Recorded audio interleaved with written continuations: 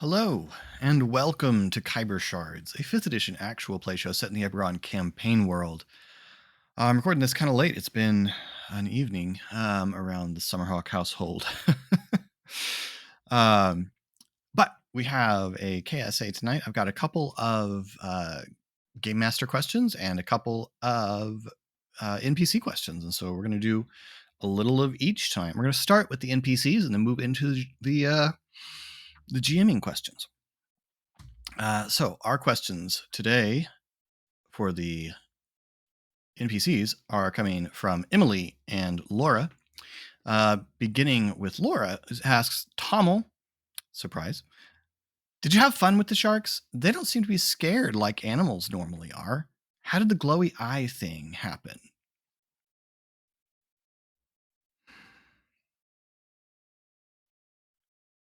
I've been improved since my previous failure. This explains both. Jonas, how are the shadow marches?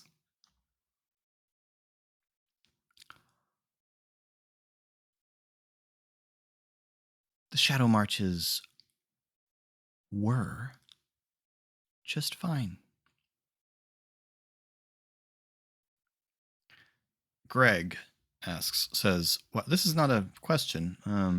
Laura says to Greg, we're going to get you out of there.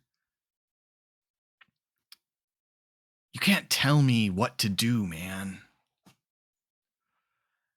And Laura asks, Kiris, do you think this disruption of the race will be good for sales? We're on a first name basis. Good for sales. We were not selling anything. The race is a voluntary event. Many bets will have been disrupted, and that will hurt revenue from betting. Perhaps when the race is run a second time, there will be a larger crowd hoping that something similar will happen. Emily asks, Forge, how do you like the jungle? It is interesting. The jungle is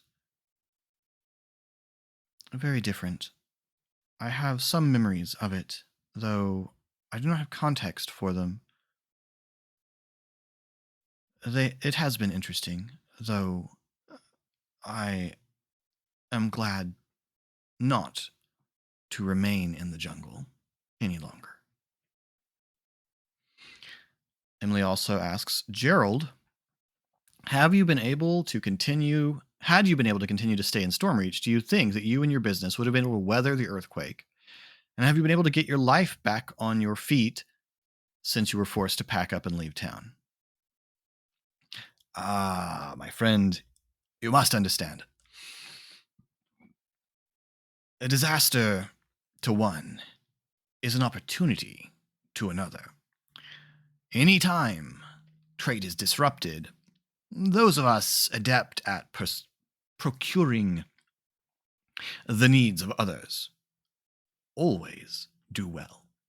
As to my current situation, yes, my situation is tolerable. I have bounced back. I am not as thoroughly established yet as I was in Stormreach, but I have no doubt whatsoever that I shall easily, if not better, at least match my previous success in my new market. Emily asks, Mina, do you have any idea why Lucan went to you for help in the initial heist and not anyone else? I was the one he could trust. He knew he could ask me when he couldn't ask anyone else. And he knew I wouldn't ask questions.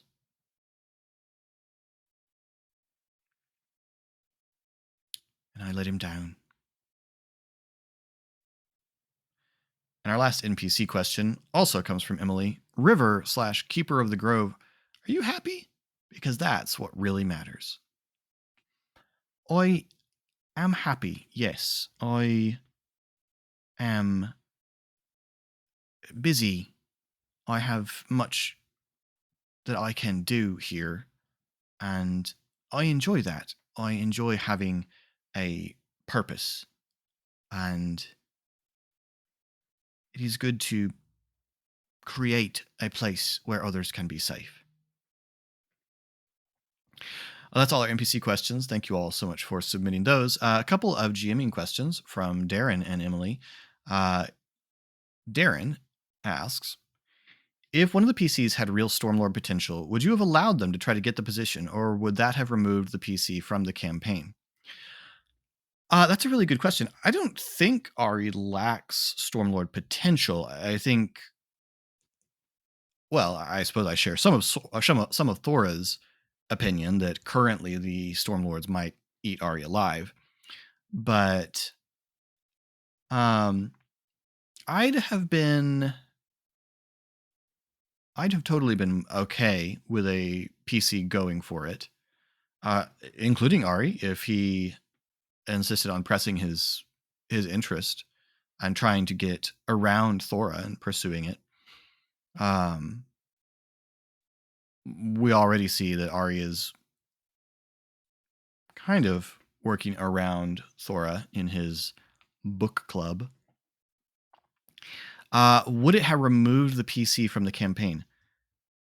Well, it would have become an entirely different campaign. I'm not necessarily opposed to that campaign, but I would have needed a lot of reworking.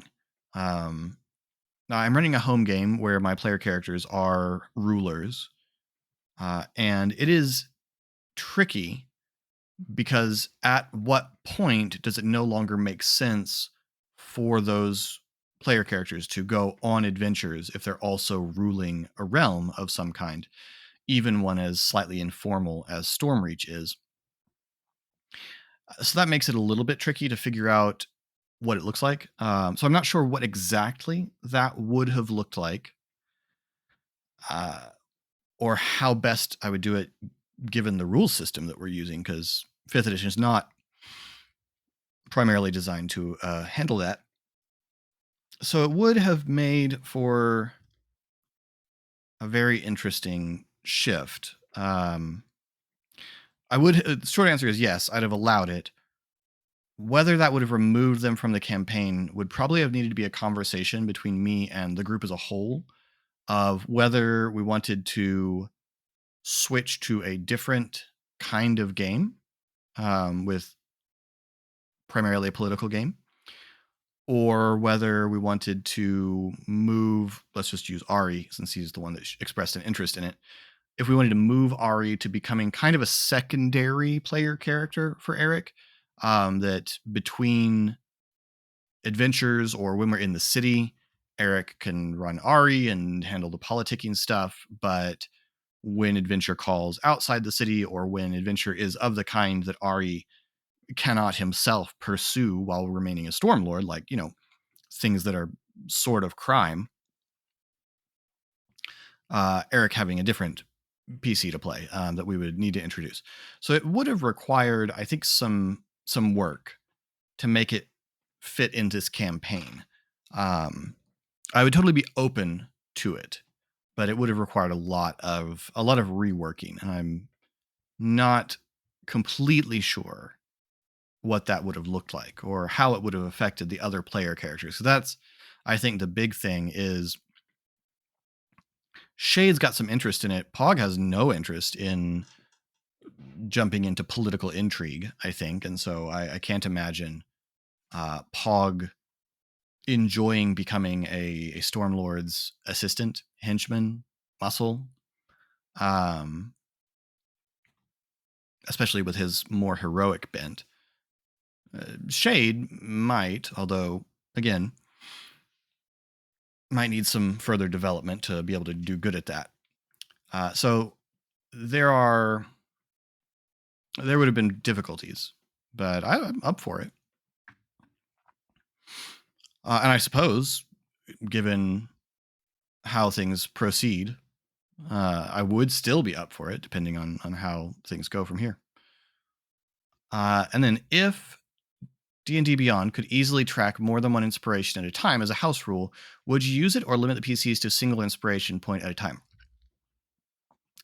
In this current campaign, I have not adopted multiple inspiration specifically because of the push mechanic. They already have a simple way to acquire effectively advantage and or to acquire the ability to sort of tweak the scene. I like having inspiration. I haven't gotten rid of inspiration because I like there being a mechanic that allows a reward for good role playing or just being a goofball, that gets you that advantage without cost. But I think if I was giving out lots of points of inspiration over and over again, there would be very little incentive to push. And I really, really like what the push mechanic has done in this campaign. Maybe just universally.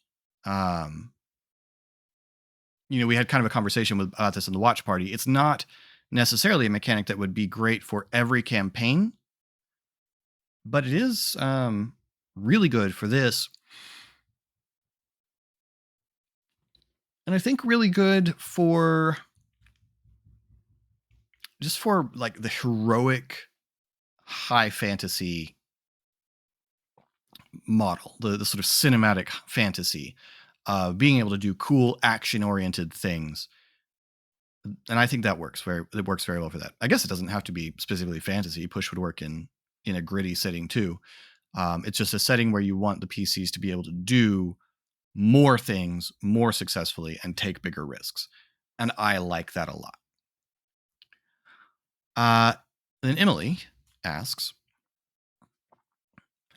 Philip, you mentioned in an earlier KSA that you had several ideas for the Echo's identity. Could you describe some of your alternative ideas? Or were these alternatives various ideas for the part of Manny, who decided to watch over Pog, and thus something that might still come up in play, as opposed to beings who aren't part of the Silver Flame? I had the notion of something genuinely ancestral. It's path of the ancestral guardian, that sort of thing. So it makes sense. I had the idea of something genuinely ancestral. For a little while, I was toying with the notion of the Echo just being a single ghost of someone from Pog's past, but I couldn't really settle on who. And then as I got to know Pog, I realized that Pog's version of heroism really gels with the Silver Flame. And so I started kind of hinting at that. And that really clicked well with my initial thought of something ancestral, where instead of just being a ghost from Pog's past, having it be something ancestral, presumably from his mother's Orcish line, having some sort of connection to one of the Gashkala tribes. It gave me an opportunity to introduce other versions of the Silver Flame, to look at the Silver Flame more, and I really like the Silver Flame as a concept in Eberron. And so it became that. I toyed around with, again, when the idea of the Silver Flame clicked, I toyed around with it being like a specific hero of the flame, like Tira Myron or something. Tira was very quickly rejected as too much. And also having an actual metaphysical role in Eberron meant that didn't make a lot of sense. And also for the lore junkies out there, if Pog starts speaking directly to Tira Myron, then we're throwing a wrench in a whole lot about how the Church of the Silver Flame operates. So there's that. So I abandoned that. I liked the idea, but I abandoned it. I thought about a Quaddle, like one of the Quaddle spirits being a guardian for Pog, a guide for Pog. And then decided, and I don't know, something about it didn't quite fit. And so I have a clear notion of how many came to be, and it might possibly come out through play. If not, uh, you may feel free to ask in the giant KSA that will inevitably follow the conclusion of this story sometime in the future. Uh, but for now, I will leave that unsaid just in case it develops in plot. And that is all of our questions. Thank you all so much for submitting these. It's always a real fun time to answer these. We will be back with a new episode on Monday. Not sure how our schedule is looking for a KSA next week. We might be off for 1 or 2 weeks with as we approach Christmas. I'm not sure yet. Also, the current set of episodes don't necessarily lend themselves to this. I may come back with another KSA about running really large encounters, because this was a really, really large combat encounter. And that was in some ways interesting and fun and also kind of wonky. So I may come back and talk about that next week. But for now, if you'd like to get in touch with us, you can do so on our Discord, and you can find the link in the description below, as well as talking to us in comments. We love to hear from you, and that, of course, helps to promote our video to the almighty algorithm. And you'll find links also there to the Geek Pantheon and Colin's Twitch and all of those things. So you can find all our social media down there in the description. And until next time, thanks for rolling with us.